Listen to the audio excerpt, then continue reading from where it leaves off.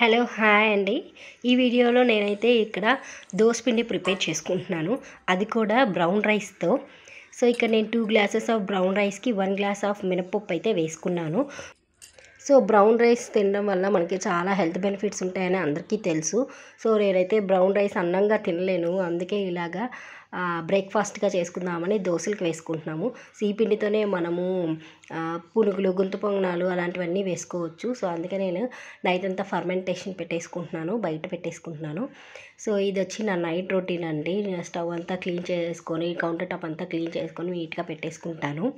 And చిన్న prep work కూడా చేసుకుంటున్నాను. అదేంటంటే Brazil nuts, walnuts over night soak చేసుకుంటున్నానండి.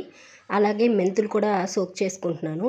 సో మెంతులు ఏంటంటే మన డీటాక్స్ డ్రింక్, ఓవర్ నైట్ అంతా మనము ఇలా వాటర్ వేసేసి సోక్ చేసి పెట్టేస్తే ఎర్లీ మార్నింగ్ మనం తాగొచ్చు. అందుకే అంతేనండి. బై.